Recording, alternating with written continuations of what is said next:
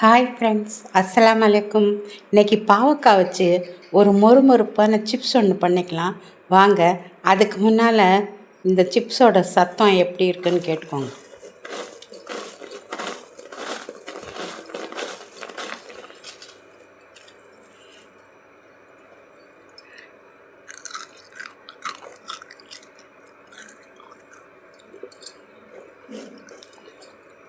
கேட்டிங்களா?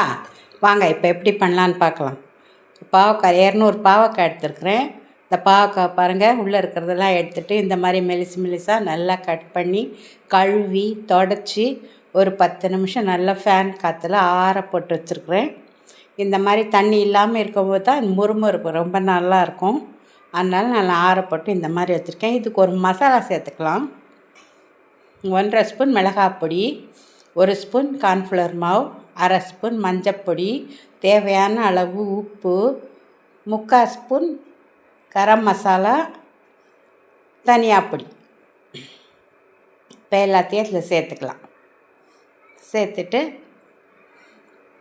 பாதி எலுமிச்சம்பழ ஜூஸ் இதையும் சேர்த்துக்கோங்க. சேர்த்து நல்லா கலந்து விட்டுக்கோங்க. இது சர்க்கரைங்க. சர்க்கரை ஒரு 1/2 ஸ்பூன் சர்க்கரை சேர்த்துக்கோங்க. கலர் நல்லாயிருக்கும். சரியா? வாசனையும் ரொம்ப நல்லாயிருக்கும். கசப்பே இருக்காது, கொஞ்சம் கூட கசக்காது. இது பாவக்காயில் பண்ணதுன்னே தெரியாது. கண்டிப்பாக ரொம்ப நல்லாயிருக்கும். இப்போ இதில் ஒரு 1.5 ஸ்பூன் எண்ணெய் சேர்த்துக்கோங்க. சேர்த்து இதை நல்லா கலந்து விட்டுக்கோங்க.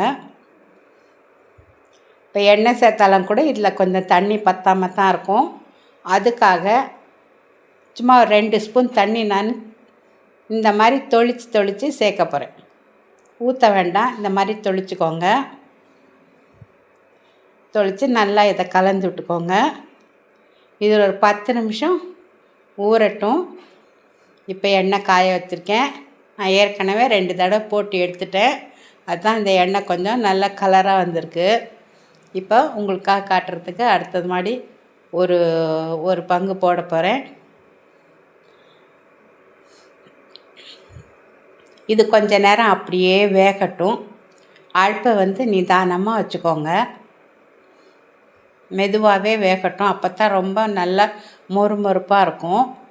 இப்போ லேசாக இதை திருப்பி விட்டுக்கலாம். பாருங்கள், திருப்பும் போதே நல்லா மொறுமொறுப்பாகிடுச்சு பாருங்கள்.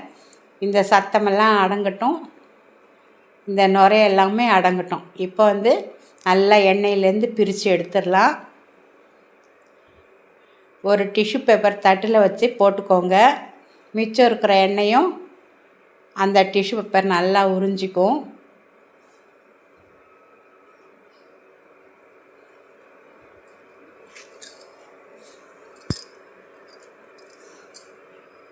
இப்போ அடுத்ததும் போட்டு எல்லாத்தையும் பொரிச்சு விட்டுறலாம்.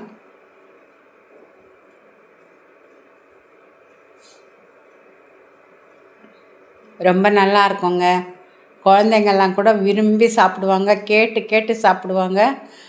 மொறுமொறுப்பாக இருக்கிறதுனால அந்த கொஞ்சம் லைட்டாக ஸ்வீட் இருக்கிறதுனால ரொம்ப நல்லாயிருக்கும். அதனால் குழந்தைங்க விரும்பி சாப்பிடுவாங்க.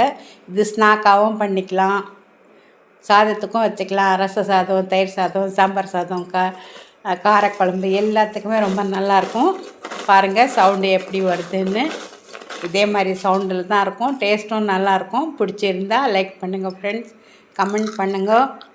புதுசாக பார்க்குறவங்க பெல் பட்டன் அழுத்தி சப்போர்ட் பண்ணுங்கள். அஸ்ஸலாமு அலைக்கும்.